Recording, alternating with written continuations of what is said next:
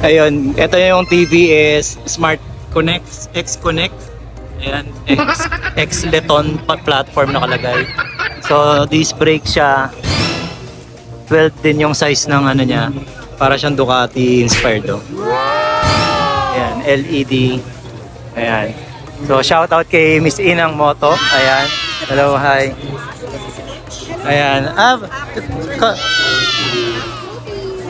Ayan. Vice President, tama ka sir? SVP. President of Suzuki Big Bike. Then President ng Suzuki GSX. Yes. Yeah, so, Parang friend kita sa Facebook. Ako tama sa Repsol ko nung nakaraan. may kuryente siya sir. Ako may kuryente. Ayan. Ayan, so ito yung ano, e-bike na rin to ng TVS. Wow! So itong pakita natin yung ano, yung TFT, parang ano, tablet. Pwede mabuksan yung ano? Oh yeah, sure. Teka lang. Ayun. May password. Parang iPad pala to. Yes, parang iPad. Meron siyang password. Actually, meron siyang built-in navigation. Meron siyang built-in na pwede kang mag-search ng destination mo. Parang head unit ng kotse pala to. Yes, meron parang siyang Google Map. Ayun. Meron na parang, hindi ka na maliligaw pala kahit ano. Nagve-verify siya. So parang naglo-load siya ng computer, no? Mabilis lang niya, napagod na siya. Baka naghang lang. Yan, parang kailangan madaman yung reset niya, no? Ayan, kailangan mo lang hintayin kasi para siya naghang. Ayan. So yun, no? Nice TVS. Ang galing, ha?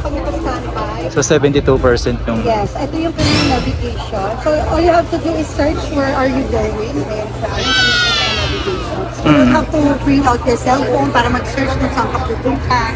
And aside from that, 105 kilometers ang kanyang top speed. 105? That, yes po. Meron siyang 140 kilometers range in a single charge. 140? Wow. Malayo na yun, ha? Yes, malayo na talaga. Like, na talaga ng Pantagaytay na siya. Pwede ka rin mag-YouTube, mag-browser, everything. Ang galing. May dalang phone na rin. Yan, so dito nakikita natin dito kung ilang yung ano niya, distance, yung top speed na ginawa mo, nagre-record. Fuel saving kung ano yung rate ng battery na ginamit mo siya. So pati yung health ng ano ng vehicle mismo. Yung service. May mamomonitor mo yung PSI nung kanyang gulong. So yun, pwede makita yung ating ano. If you're going to open, let's say ikaw ay mag-charge. These are the charging port. Unlock. Ayan. Pop-up lang siya. Wow. Mataas na ano din, ha. Mataas na uri yung ano. Ayan. Pop-up siya. Ayun, parang tumunog yung ano. Sa seat. Ayan. So ito yung charger niya. Parang LED na ano, ha. Talagang ano siya, high-end. Nakakita na ako nito. Maganda to, mabilis to. So meron ng chassis number. So ito yung mga marirehistro. Tama ba? May LTO na siya. May LTO na siya. Charging time niya would be 4.5 hours, 0 to 80% na. 0 to 80%. 4 hours. Sabihin mo, okay na rin siya. Then ito yung step nut niya. Step nut. Tapos may center stand ba siya? Wala. Side stand lang siya. Ayun lang ang wala. Kasi naka monoshock din kasi siya. Ganda ng sidings na ano. So disc brake din siya. Para siyang ano,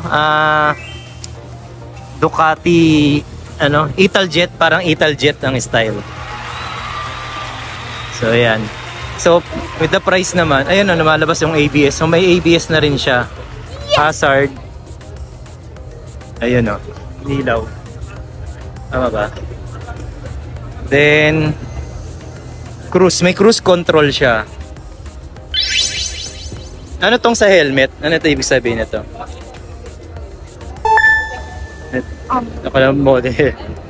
Sige, yun. Tapos up down kung gusto niyo siya.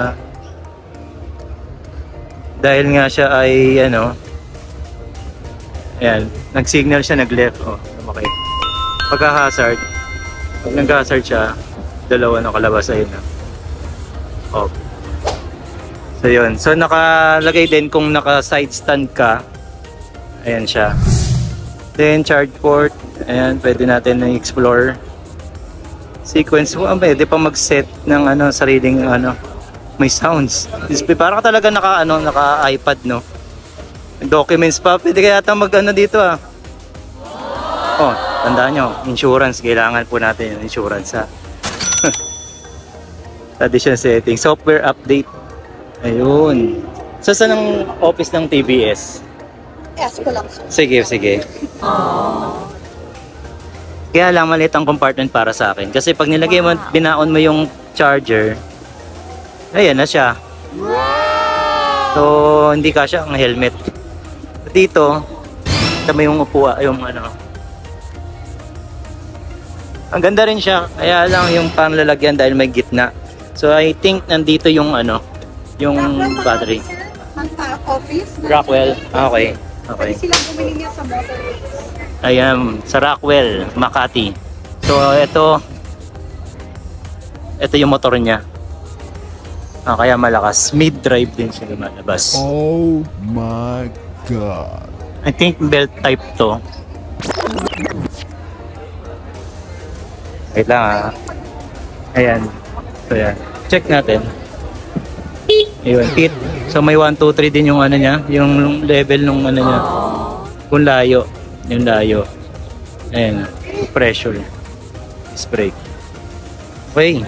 So para sa TBS ang tawag dito, yan, sports din to yung itsura na to. Okay? Ano naman motor to? Oh, motor FKM. Ayan. Kamukha lang din yung magkakamukha na sila. Ayan, may mga i-reveal sila mamaya. Ang dami. Dami palang lalabas na bagong motor sa market. Ano to? Ano to? Peugeot. Diba? Sabi nga nila Peugeot. Ayan, maganda. Then to, motor din. Ayan, BMW. Hanapin natin ngayon ng Wheeltech. Ito, dito na pala sila. Saan naman ngayon? So itong Wheeltech, kaya ang ating pinuntahan dito. Okay, Kawasaki Suzuki. Ito na. Yok pa, no? Yes! So, ayan. Dito na. Saan ang mga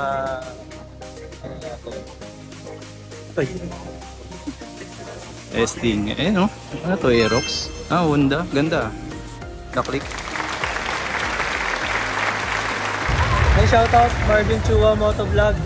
Supportahan natin, quality content. Ride safe.